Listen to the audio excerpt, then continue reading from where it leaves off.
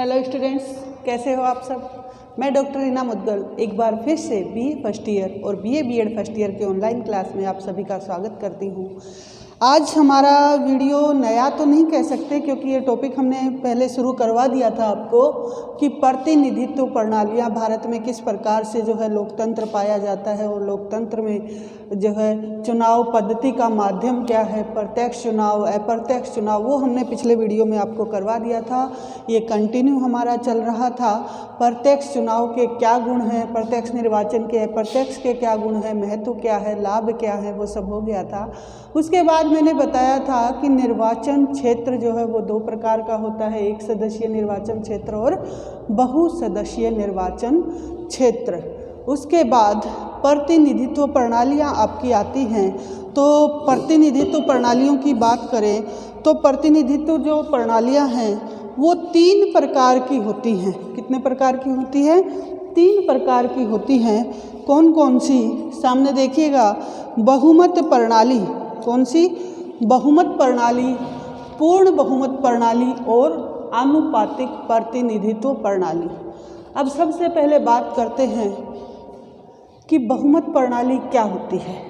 जैसा कि आप सभी को पता है कि भारत का लोकतंत्र जो है वो दुनिया में सबसे बड़ा लोकतंत्र माना जाता है। पॉपुलेशन भी हमारी बहुत ज़्यादा है, तो बहुमत प्रणाली जो है वो यहाँ पे काम करेगी। तो बहुमत प्रणाली जो है वो होती क्या है? इसके अंतर्गत क्या होता है, बहुत सारे कैंडिडेट चुनाव लड़ते हैं, ठीक है। जो भी कैंडिडेट ज़्यादा मत प्राप्त करता है, सबसे ज़्यादा, वो विजयी घोषित मान लिया जाता है। देखिएगा, एक छोटे से उदाहरण से बताते हैं। जैसे मान लीजिए कैंडिडेट का नाम ABCDE, 5 कैंडिडेटों ने एक क्षेत्र से चुनाव लड़ा, तो 100 सीटें हैं मान लीजिए। तो A को मिली 25 सीटें, B को मिली 20 सीटें, C को मिली 15 सीटें, 5 3 5 6, इसको मिली 22 सीटें, ठीक है। और इसको जितनी बच गई, मान लीजिए 8 9 जितनी भी हैं, तो 100 में से निर्धारित किया गया। तो अब साधारण जो है बहुमत प्रणाली होगी, तो बहुमत प्रणाली के आधार पर विनर कौन घोषित किया जाएगा? सबसे ज़्यादा सीटों वाला, जिसने ज़्यादा सीटें हासिल की, वो बहुमत मान लिया जाएगा, 25 सीटें। तो ये हमारे भारतीय लोकतंत्र का सबसे बड़ा जो है दुर्भाग्य भी मान सकते हो इसको। क्यों? क्योंकि देखिए, बहुमत का साधारण सा अर्थ होता है 50% प्लस 1, यानी कि 100 में से 51 सीटें अगर कोई उम्मीदवार हासिल करता है तो वो बहुमत प्राप्त करेगा। लेकिन यहाँ पॉपुलेशन के आधार पर लोकतंत्र है हमारे यहाँ, तो बहुत सारे कैंडिडेटों ने चुनाव लड़ा और बहुमत नहीं मिला। तो ये 25 वाला व्यक्ति जो क्या करेगा, वो किसी दूसरे पार्टी के पास जाएगा और उसके साथ समर्थन करेगा, यानी कि गठबंधन करेगा और बहुमत बनाकर चुनाव लड़ेगा। तो ये एक प्रोसेस है।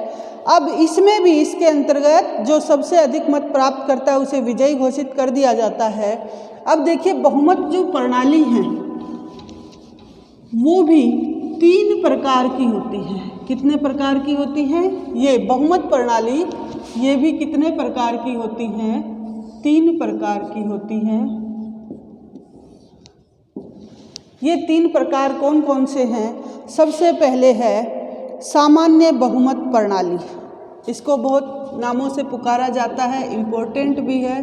सामान्य बहुमत प्रणाली, एक नाम सुना होगा आपने, कई बार कंपटीशन एग्जामों में भी आता है, first past the post system. First past the post system, वो भी इसी को कहा जाता है, first past the post system, ठीक है। इसके बाद तीसरा नाम है इसका general ticket system. General ticket system. तीनों जो है एक ही हैं, सामान्य बहुमत प्रणाली, first past the post system, general ticket system. ये तीनों क्या हैं? एक ही हैं। तो तीनों को एक ही नाम से बुलाया जाता है। यहाँ देखिएगा कि सामान्य बहुमत प्रणाली क्या होती है। मैंने अभी बताया कि इसमें एक सदस्यीय निर्वाचन क्षेत्र होता है। जो उम्मीदवार सबसे अधिक मत प्राप्त करता है उसे विजयी घोषित कर दिया जाता है। भारत में लोकसभा चुनाव में, विधानसभा चुनाव में यही सिस्टम अपनाया जाता है, यही पद्धति अपनाई जाती है। निर्वाचन क्षेत्र क्या होगा? एक सदस्यीय होता है। उम्मीदवार जो सबसे अधिक मत प्राप्त करेगा उसे विजयी घोषित कर दिया जाएगा। मैंने अभी बताया कि मान लीजिए राजस्थान में 200 सीटें हैं और 200 सीटों में से जयपुर से एक विधायक को सीट मिल गई या सांसद को सीट मिल गई और वहीं पर सभी पार्टियों ने अपने अपने उम्मीदवार उतारे हैं मैदान में। बीजेपी ने अपना प्रत्याशी खड़ा किया, कांग्रेस ने किया, बसपा ने किया, अन्य क्षेत्रीय पार्टियों ने भी वहाँ अपने प्रत्याशी घोषित कर दिए। अब मान लीजिए बीजेपी वाले कैंडिडेट को सबसे ज़्यादा सीटें मिल गई, यानी कि कितनी मिल गई? 40 मिल गई, 45 मिल गई, तो वो विजयी घोषित कर दिया जाएगा। ये हमारे भारत में लोकतंत्र का एक बहुत बड़ा दुर्भाग्य मान सकते हो कि बहुमत हासिल करने के ना करने के बावजूद भी वो विजयी घोषित कर दिया जाता है।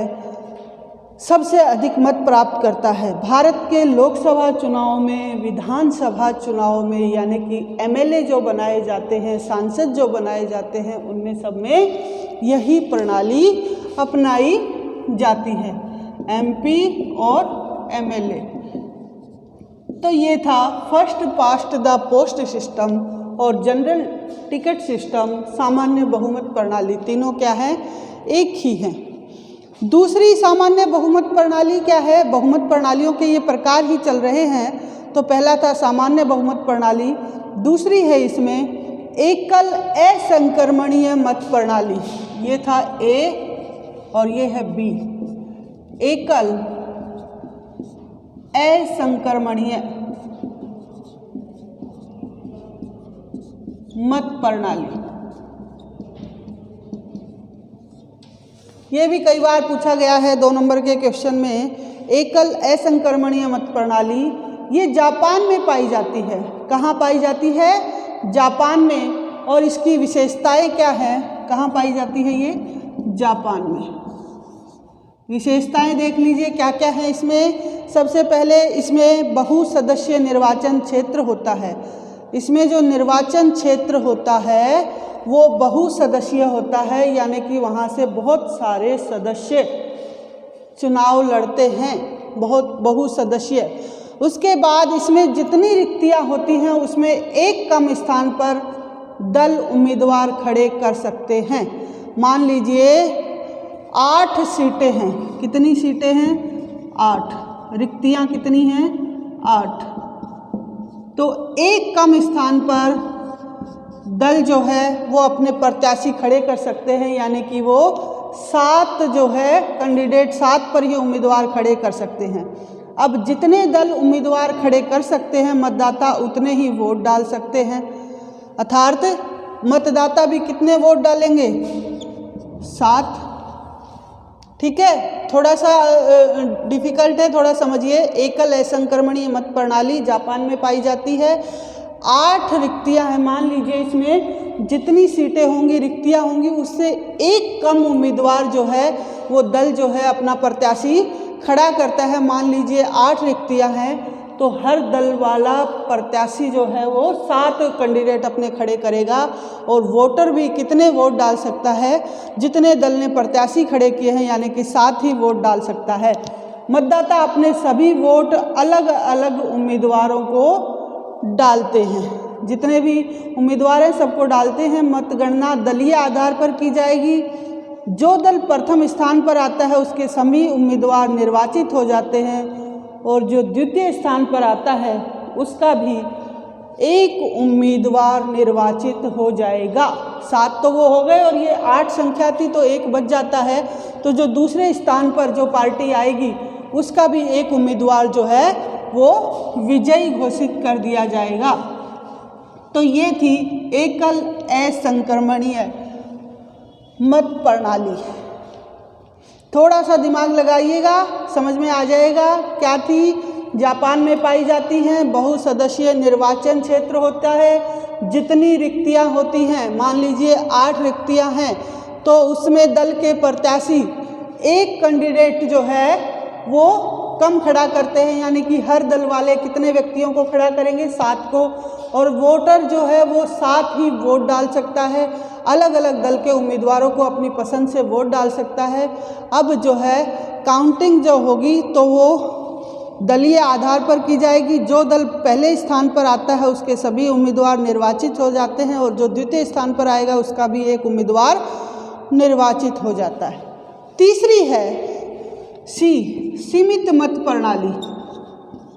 सीमित मत प्रणाली, ये किसके प्रकार चल रहे हैं? बहुमत प्रणालियों के। सबसे पहले था सामान्य बहुमत प्रणाली, यानी कि first past the post system, जो नॉर्मली हमारे जनरली भारत के MP MLA के चुनाव में अपनाया जाता है। दूसरा था एकल असंक्रमणीय, जो जापान में अपनाया जाता है। तीसरा है सीमित मत प्रणाली। ये एकल असंक्रमणीय मत प्रणाली के समान ही है, केवल एक अंतर है कि इसमें मतदाता एक ही वोट डालता है। ये वही है और ये पाई कहाँ जाती है? ये मैक्सिको में पाई जाती है, मैक्सिको में। ठीक है। अब इसमें थे कि वोटर जो है वो 7 ही वोट डालते थे और यहाँ पर वोटर एक ही वोट डालेगा। ठीक है। संख्या प्रोसेस सारा वही है कि रिक्तियों से एक जो है कम संख्या वहाँ पर निर्धारित की जाएगी, एक मेंबर कम चुना जाएगा और बाद में सारा प्रोसेस वही है। केवल एक ही अंतर है कि मतदाता वहाँ 7 वोट डालते थे, यहाँ एक ही वोट डालेंगे। अब उसके बाद आती है बी, पूर्ण बहुमत प्रणाली। क्या? पूर्ण बहुमत प्रणाली। देखिए दूसरा क्या था? ये। अब पूर्ण बहुमत प्रणाली क्या है?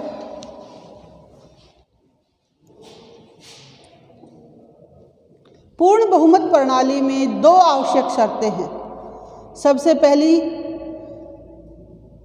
कि इसमें एक सदस्य निर्वाचन क्षेत्र होता है और इसमें वही उम्मीदवार विजयी घोषित होता है जो 50+1 मत प्राप्त करता है। देखिए साधारण जो बहुमत था उसमें क्या था कि वोटर को, जैसे मान लीजिए मैंने बताया था कि 100 सीटें हैं मान लीजिए, ठीक है। 100 में से एक को मिल गई 25, एक को मिल गई 20, एक को 15, एक को 10। अब जिसको 25 मिली हैं वही जो है प्रत्याशी विजयी घोषित कर दिया जाएगा। ये किसमें था? First past the post system, यानी कि जनरल बहुमत प्रणाली जो थी, सामान्य बहुमत प्रणाली, उसमें ये सिस्टम था। अब होना क्या चाहिए था हिसाब से कि उसने बहुमत तो प्राप्त ही नहीं किया। बहुमत हमारे यहाँ क्या होता है? 50%+1। ये देखिए 50% +1, यानी कि जैसे राजस्थान में मान लीजिए विधानसभा की 200 सीटें हैं यहाँ पर, तो जो भी दल 101, 100 आधा हो गया और 101 सीटें जो भी पार्टी प्राप्त कर लेती है वो सरकार बनाती है। तो ये नॉर्मल सा प्रोसेस है। अब पूर्ण बहुमत प्रणाली जो है वही है कि 50%+1 पूर्ण बहुमत प्रणाली। एक सदस्य निर्वाचन क्षेत्र होता है, वही उम्मीदवार विजयी घोषित होता है जो 50%+1 मत प्राप्त करता है। अब देखिए पूर्ण बहुमत प्रणालियां जो है वो 2 प्रकार की होती हैं। थोड़ा सा ध्यान दीजिएगा। पहली है द्वितीय मत प्रणाली, सेकंड बैलेट सिस्टम जिसको बोलते हैं। द्वितीय मत प्रणाली, इसको क्या कहते हैं? Second ballot system. ठीक है। अब ये है क्या सेकंड बैलेट सिस्टम? इसके अंतर्गत यदि प्रथम दौर के चुनाव में किसी भी उम्मीदवार को 50% प्लस 1 मत प्राप्त नहीं होते हैं तो पहले 2 स्थान पर आए उम्मीदवारों में पुनः चुनाव कराया जाता है और जो चुनाव उम्मीदवार दूसरे दौर के चुनाव में अधिक मत प्राप्त करता है उसे विजयी घोषित कर दिया जाता है। ये प्रणाली कहाँ अपनाई जाती है? फ्रांस के राष्ट्रपति चुनाव, संसद के सदन, राष्ट्रीय सभा के चुनाव में और अफगानिस्तान के राष्ट्रपति के चुनाव में। फ्रांस के राष्ट्रपति चुनाव, ठीक है,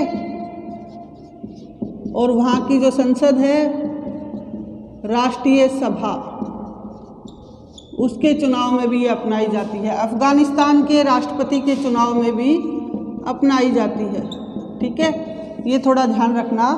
अब इसको थोड़ा समझिएगा क्या है। ये है जैसे मान लीजिए ए ने प्राप्त किए 30, बी ने प्राप्त किए 25, सी ने प्राप्त किए 22 और डी ने प्राप्त किए 20।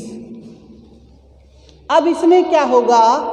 सेकंड बैलेट सिस्टम या द्वितीय मत प्रणाली, जैसा कि नाम से ही स्पष्ट हो रहा है, पहले 2 जो होंगे, बहुमत किसी ने भी प्राप्त नहीं किया, बहुमत किसी ने भी प्राप्त नहीं किया, तो प्रथम दौर के चुनाव में किसी भी उम्मीदवार को 50% प्लस 1 प्राप्त नहीं हुआ। अगर इनको 50% प्लस 1 प्राप्त हो जाता हो तो वो विजयी घोषित हो जाता, लेकिन स्थिति ऐसी नहीं रही। तो क्या किया जाएगा कि प्रथम 2 स्थान पर आए उम्मीदवारों में दोबारा चुनाव कराए जाएंगे, दोबारा से चुनाव होगा और ये ए और बी जो आए हैं इन दोनों के अंदर चुनाव करवाए जाएंगे। और मान लीजिए ए को वापस से मिल गई 30 सीटें और बी को मिल गई वापस से 25, तो विनर कौन घोषित कर दिया जाएगा? ए जो है वो विनर घोषित कर दिया जाएगा।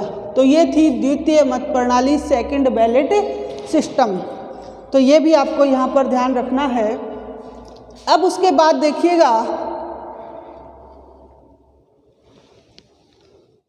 इसके बाद दूसरा है सेकंड बैलेट सिस्टम था ये वैकल्पिक मत प्रणाली। तीसरी पद्धति क्या है? वैकल्पिक मत प्रणाली। ये क्या चल रही है? ये पूर्ण बहुमत प्रणाली के 2 पद्धतियां यानी कि 2 प्रकार मैंने बताए थे वो चल रहे हैं। पहला था द्वितीय मत प्रणाली और दूसरा है वैकल्पिक मत प्रणाली, ठीक है। वैकल्पिक मत प्रणाली ये क्या है? इसमें मतदाता वरीयता के आधार पर वोट डालते हैं। किसके आधार पर? प्रायोरिटी के आधार पर, वरीयता के आधार पर। इसमें पहले मतगणना प्रथम वरीयता के आधार पर की जाएगी। यदि किसी भी उम्मीदवार को 50% प्लस 1 मत प्राप्त नहीं होते तो सबसे निचले स्थान पर आए उम्मीदवार को हटा दिया जाएगा और उसे प्राप्त मतों को अन्य उम्मीदवारों में बांट दिया जाता है। ये नीचे से हटाने की प्रक्रिया तब तक चलती है जब तक किसी भी उम्मीदवार को बहुमत प्राप्त नहीं हो जाता। भारत के राष्ट्रपति के चुनाव में वैकल्पिक मत प्रणाली ज़्यादा चलती है। भारत के राष्ट्रपति के चुनाव में, ठीक है। देखिए थोड़ा समझिएगा। जैसे मान लीजिए ए को मिल गए 50, बी को मिल गए 60, सी को मिल गए 40, डी को मिल गए 30 और ई को मिले हैं 15। चुनाव में सबसे पहले सबसे नीचे के स्थान पर जो आएगा उसको हटा दिया जाएगा। अब दोबारा से मतगणना होगी। देखिए क्या है, पहले मतगणना हुई, प्रथम वरीयता के आधार पर की गई। किसी भी उम्मीदवार को 50% प्लस 1 मत प्राप्त नहीं हुए। अगर हो गए तो सोल्व। अगर मान लीजिए इसको मिल गए 75, ठीक है, 76, तो मान लीजिए 150 हैं तो 76 मिल गए, पूर्ण बहुमत मिल गया तो ये विजयी घोषित हो जाएगा। लेकिन मिले हैं कितने? 50 सीट। अब क्या होगा, सबसे निचले स्थान पर जो कैंडिडेट आया है ई, उसको हटा दिया जाएगा और प्राप्त मतों को अन्य उम्मीदवारों में बांट दिया जाएगा। अब ये 15 सीटें थी इसकी, अब इन 15 को, इन चारों को डिवाइड कर दिया जाएगा। 3-3 सीटें इनमें डिवाइड हो गई और ये हटाने की प्रक्रिया तब तक चलेगी जब तक किसी भी उम्मीदवार को, अब ये 3-3 सीटें बराबर बराबर बांट दी गई, यहाँ पे +3 हो गया, यहाँ +3 हो गया, यहाँ +3 हो गया, यहाँ +3 हो गया, 53 हो गई। अभी भी जो है पूर्ण बहुमत नहीं मिला तो वापस से इसको हटा दिया गया, डी को हटा दिया गया। अब 33 हो गई ना संख्या, इसकी 33 थी तो 33 सीटों को वापस से बांट दिया गया, 11-11 सीटें हो गई। अब यहाँ पर कितनी, 11 + 11 11 हो गई तो 4 और ये 64, ये कितनी हो गई +11, कितनी थी ये 63 हो गई थी ना। अब 63 और 11 4, 6 और 1 7, 3 43। अब पूर्ण बहुमत मिल गया दूसरे नंबर वाले को, तो यहाँ पर केस सोल्व। ये पूरा जो है किसमें करवाया जाता है, राष्ट्रपति के चुनाव में करवाया जाता है। किसमें, भारत के राष्ट्रपति के चुनाव में करवाया जाता है।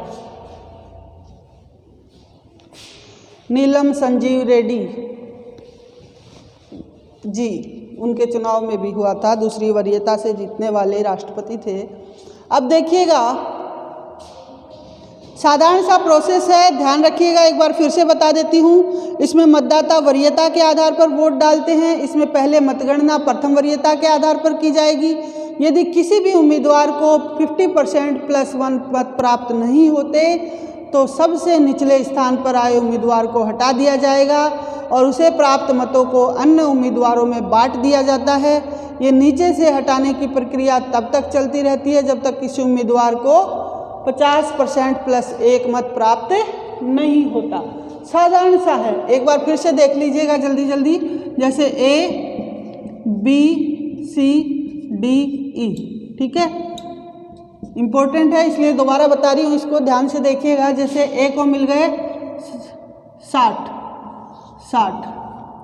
B को मिल गए 50, C को मिल गए 45, इसको मिली है 40 और इसको मिली है 30। अब पूर्ण बहुमत के लिए हमें चाहिए 75 सीटें, ठीक है। अब 75 किसी के पास भी नहीं है तो पहली वरीयता में किसी को पूर्ण बहुमत नहीं मिला। अगर पूर्ण बहुमत मिलता तो केस सोल्व, वहीं पर कैंडिडेट विजयी होता, लेकिन यहाँ नहीं है ऐसा प्रोसेस। तो यहाँ पर क्या होगा, नीचे वाले स्थान को, यहाँ ई को हटा दिया जाएगा, दूसरी वरीयता होगी, दूसरी काउंटिंग होगी और ई के जो वोट हैं 30, इनको बराबर बराबर इनमें बांट दिया जाएगा। तो 4 के आधार पर, ये मान लीजिए 40 हैं तो 4 के आधार पर +10 +10 +10 +10। अब यहाँ पर हो गए 70, 60, 55, 50, ठीक है। अब दूसरी वरीयता हो गई लेकिन 75 अभी भी नहीं आए, तो अब वापस से क्या होगा, नीचे वाले को फिर से हटा देंगे। अब ये संख्या फिर वापस से डिवाइड हो जाएगी और कैंडिडेट लास्ट में तीसरा जो है, तीसरी इस बार जो काउंटिंग होगी उसमें ये ए जीत जाएगा। तो ये सीधा सा प्रोसेस है। उसके बाद है सी, तीसरी पे आ जाइए, आनुपातिक प्रतिनिधित्व प्रणाली। ये क्या है, ये समझ में आ गया। द्वितीय मत प्रणाली थी, दूसरी क्या थी, वैकल्पिक मत प्रणाली। वैकल्पिक मत प्रणाली थोड़ा सा टफ है लेकिन दिमाग लगाइएगा, सही हो जाएगा। तीसरा है आनुपातिक प्रतिनिधित्व प्रणाली। इसकी 2 आवश्यक शर्तें होती हैं। पहला, बहुसदस्यीय निर्वाचन क्षेत्र होना चाहिए और दूसरा, उम्मीदवार को जीतने के लिए एक निश्चित कोटा प्राप्त करना होता है। निर्वाचन क्षेत्र सबसे पहले, इसके लिए क्या आवश्यक है, निर्वाचन क्षेत्र बहुसदस्यीय हो। और दूसरा, एक निश्चित कोटा प्राप्त करने के लिए एक फॉर्मूला लगाया जाता है। और वो फॉर्मूला क्या है, देखिए, सबसे पहले ध्यान में रखना है आपको कि उम्मीदवार को जीतने के लिए जो निर्वाचित कोटा प्राप्त होगा उसका सूत्र होता है वैध मतों की संख्या बटे रिक्तियों की संख्या। ध्यान दीजिएगा, वैध मतों की संख्या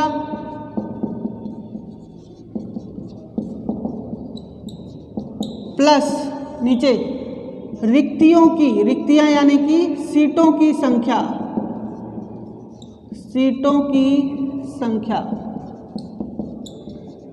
+1 और यहाँ पर भी +1। ये फॉर्मूला होता है। इसको कहते हैं ड्रूप सूत्र या हेयर सूत्र भी इसको कहा जाता है। क्या कहते हैं इसको? हेयर सूत्र या ड्रूप सूत्र भी इसको कहते हैं। ये फॉर्मूला है आनुपातिक प्रतिनिधित्व प्रणाली में एक निश्चित कोटा जो है वो निकालने के लिए वैध मतों की संख्या बटे क्या है, रिक्तियों की यानी कि सीटों की संख्या, इसको क्या कहते हैं? हेयर सूत्र या ड्रूप सूत्र भी कहा जाता है। तो ये आपको ध्यान में रखना है। अब उसके बाद है आनुपातिक प्रतिनिधित्व प्रणालियाँ जो हैं ये भी 3 प्रकार की होती हैं। कौन कौन सी होती हैं? सबसे पहले संचयी मत प्रणाली, ये सूत्र आपको ध्यान में रखना है। अब इधर से मिटा रहे हैं इसको। सबसे पहले है संचयी, एक त्रिभुत भी कहते हैं इसको, संचयी मत प्रणाली। कौन सी? संचयी, इसको एकत्रीभूत भी कहते हैं। ये एकल असंक्रमणीय मत प्रणाली की तरह ही है, केवल 2 अंतर हैं इसमें कि मतदाता अपने सारे वोट एक ही उम्मीदवार को डाल सकता है और जीतने के लिए कोटा प्राप्त करना पड़ता है। मैंने यहाँ पर करवाया था ना, इसमें एकल असंक्रमणीय मत प्रणाली में क्या था कि किस प्रकार से रिक्तियों की संख्या से एक कम जो है कैंडिडेट लगाया जाएगा और वोटर जो है वो जितने कैंडिडेट खड़े किए हैं यानी कि 7 कैंडिडेट पार्टी ने खड़े किए हैं तो 7 ही वोट डाल सकता है, ठीक है, और सीमित में उतने ही वोट डालने थे। अब यहाँ पर सेम प्रोसेस वही है, संचयी मत प्रणाली का प्रोसेस भी वही है, केवल 2 अंतर हैं कि मतदाता अपने सारे वोट एक ही उम्मीदवार को डाल सकता है और जीतने के लिए निश्चित कोटा प्राप्त करना। मान लीजिए 8 संख्या है, 8 सीटें हैं और प्रत्याशी खड़े किए हैं पार्टी ने 7, तो मतदाता 7 वोट डालेगा निश्चित है और 7 वोट वो एक ही पार्टी को भी डाल सकता है। 7 वोट मान लीजिए उसने डाल दिए बीजेपी को, ठीक है। अब डालने के बाद जो है ये जो निश्चित कोटा था इसके आधार पर ही संख्या निकलेगी, जीतने के लिए ये कोटा प्राप्त करना होगा। अब दूसरी है एकल संक्रमणीय मत प्रणाली, इसको आनुपातिक प्रतिनिधित्व एकल संक्रमणीय मत प्रणाली कहते हैं। आनुपातिक प्रतिनिधित्व एकल संक्रमणीय मत प्रणाली, एकल संक्रमणीय मत प्रणाली, आनुपातिक प्रतिनिधित्व। ध्यान रखिएगा इसमें क्या है, आनुपातिक प्रतिनिधित्व एकल संक्रमणीय मत प्रणाली। इसमें देखिएगा कि इसके अंतर्गत मतदाता वरीयता के आधार पर वोट डालते हैं। यदि सभी उम्मीदवारों को निर्वाचित कोटा प्राप्त नहीं होता तो सबसे निचले स्थान पर आए उम्मीदवार को हटा दिया जाएगा और उसमें प्राप्त मतों को अन्य उम्मीदवारों में बांट दिया जाएगा। ये प्रणाली भारत के राज्यसभा सदस्यों के चुनाव में अपनाई जाती है। वही द्वितीय मत प्रणाली वाली बात है, सेम टू सेम। भारत में राज्यसभा के चुनाव में ये प्रणाली अपनाई जाती है। तीसरी है सूची प्रणाली, लिस्ट सिस्टम। और वो कोटा भी लगाया जाएगा इसमें। सूची प्रणाली तीसरी, ये दूसरी हो गई, ठीक है। वही एकल संक्रमणीय में मैंने बताया कि वही मतदाता वरीयता के आधार पर वोट डालेंगे। सभी उम्मीदवारों को निर्वाचित कोटा प्राप्त नहीं होता है तो सबसे निचले स्थान पर आए उम्मीदवार को हटा दिया जाएगा और उसमें प्राप्त मतों को अन्य उम्मीदवारों को बांट दिया जाएगा। सिर्फ कोटा, ये सूत्र लगाना पड़ेगा यहाँ पे, बाकी संख्या वही है। भारत के राज्यसभा के सदस्यों के चुनाव में ये अपनाई जाती है। तीसरी है सूची प्रणाली, लिस्ट सिस्टम। इसमें मतदाता दल को वोट डालते हैं, ना कि उम्मीदवार को। ये प्रणाली अमेरिका के राष्ट्रपति के चुनाव और इजराइल के संसद सदस्यों के चुनाव में अपनाई जाती है।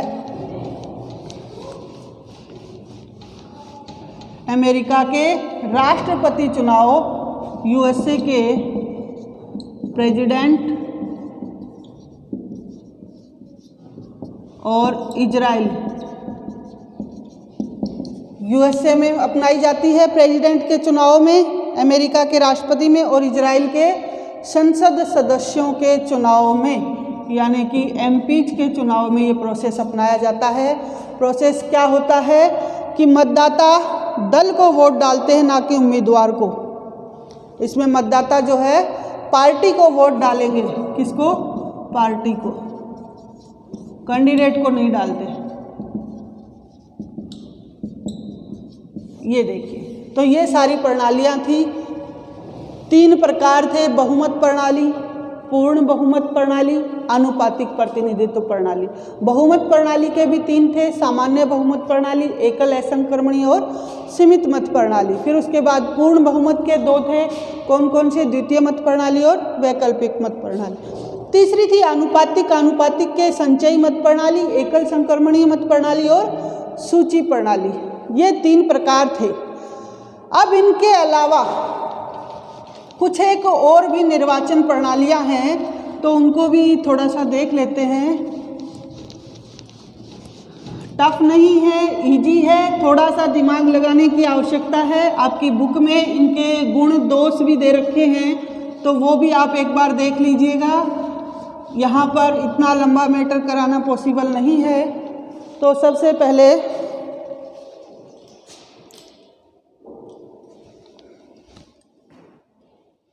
अन्य प्रणालियां कौन कौन सी हैं? सबसे पहले अतिरिक्त मतभार सदस्य निर्वाचन प्रणाली में, अतिरिक्त सदस्य निर्वाचन प्रणाली, इसमें क्या होते हैं? आधे सदस्य आनुपातिक प्रतिनिधित्व प्रणाली द्वारा चुने जाते हैं और आधे सदस्य सामान्य बहुमत प्रणाली द्वारा। अतिरिक्त सदस्य निर्वाचन प्रणाली,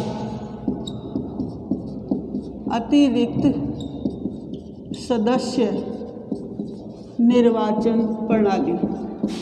ये जो निर्वाचन प्रणालियां मैं बता रही हूँ, ये अन्य में आती हैं कि कुछ एक जो रह गई हैं वो कौन कौन सी हैं, तो ये यहाँ पे बता रही हूँ।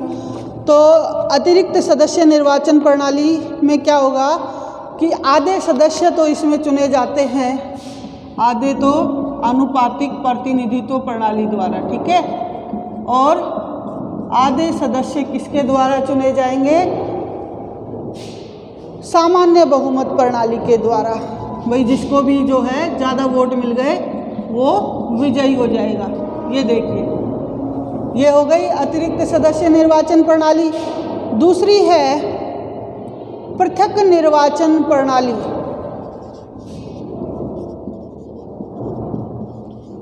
जैसे कि 1909 का जो मार्ले-मिंटो सुधार आया था, उसमें मुस्लिमों ने पृथक निर्वाचन प्रणाली की मांग की थी, वो वाली सांप्रदायिक निर्वाचन प्रणाली। इसमें क्या होगा? एक विशेष वर्ग का उम्मीदवार होता है और मतदाता भी उसी वर्ग से संबंधित होता है। ये 1909 के अधिनियम में भारत में पहली बार अपनाया गया था और संविधान सभा के चुनाव में भी इसको अपनाया गया था। पृथक निर्वाचन प्रणाली की मांग 1909 में भारत में मार्ले-मिंटो सुधार के अंतर्गत आई थी और इसमें मुस्लिमों ने चुनाव के लिए अलग से जो है निर्वाचन प्रणाली की मांग की थी, उसको अपनाया गया था। तीसरी है संयुक्त निर्वाचन प्रणाली।